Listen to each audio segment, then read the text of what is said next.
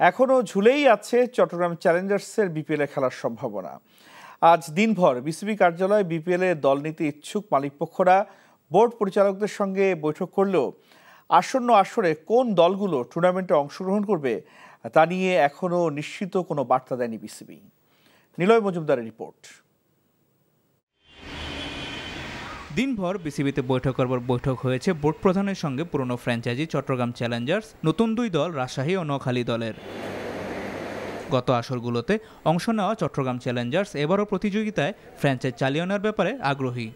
একটা successful meeting হলো প্রেসিডেন্টের সাথে। President was very kind enough to host us.